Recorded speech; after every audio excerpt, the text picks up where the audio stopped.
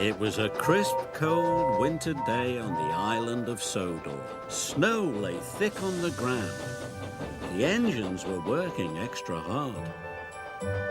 James was pulling the slow goods train. He had stopped at a signal. Percy pulled up alongside, carrying the mail. "Hello, James," said Percy. Then the signal changed to green. "Goodbye, James," whistled Percy, and he was off in a flash. "I was here first," grumbled James. "Why do I have to wait?" "The mail train is more important than slow goods," said his driver. Later, when James stopped for water, Thomas was already in front of him. "I have to go first," said Thomas excitedly. "I'm a guaranteed connection." "Everyone has a more important job than me," grumbled James. "Nonsense," said Thomas. "Everyone knows you're a really useful engine." But James wanted to be an important engine too. Later that day, the Fat Controller came to see James. "You must take coal to all the stations on the island," he boomed. "If the fires in the waiting room go out, the passengers will get cold and complain. It's a very important job," he added. "You can rely on me, sir," said James proudly.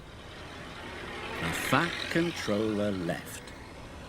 James was excited. "An important job," he said happily. "Ha," sniffed Gordon. "It's only a load of coal after all." "Nonsense," snorted James. "I am going to keep the passengers warm. What could be more important than that?" And he wheeshed over to the water tower.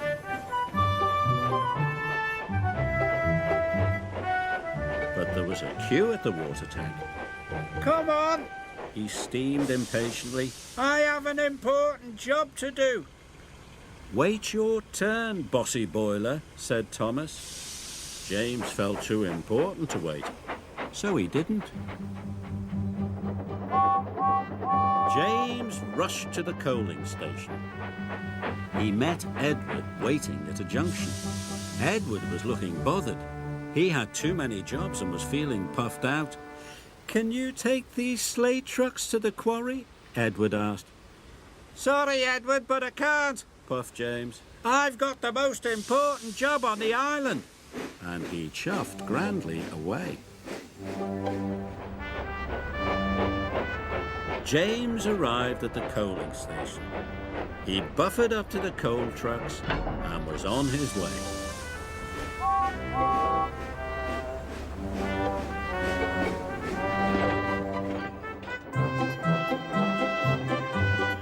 James was looking forward to delivering his coal. "Now I'm useful and important," he chuffed happily. Then there was trouble. James puffed harder and harder. He went faster and faster. Then he began to feel hotter and hotter. "I don't feel well," wailed James, and he had to stop. "Your water tanks have run dry," his driver told him. "We'll have to wait for help." Just then, Edward pulled up beside James. "Please, push me to the water tank," pleaded James. "I'm sorry," Edward puffed sadly. "You wouldn't take my trucks to the quarry, and now I'm running late with my passenger train." And Edward steamed away.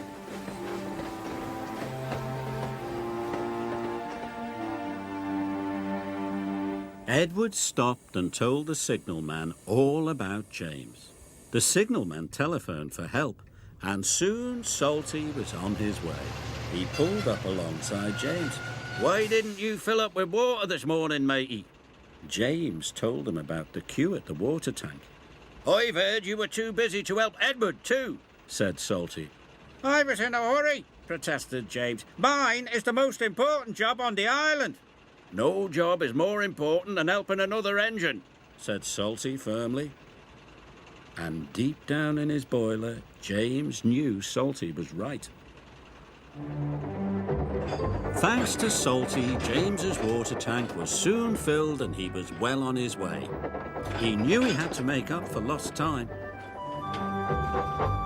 Then James saw Diesel up ahead. He had broken down and looked unhappy. James wanted to tease him, but then he remembered what Salty had said. "No job is more important than helping another engine," he said to himself, "and even Diesel is an engine. Come on, Diesel, I'll push you back to the sheds."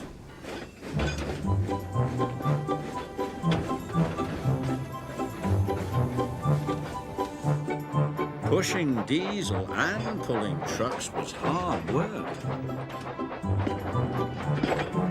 At last, James got Diesel to the repair yard, but he still had to deliver his coal.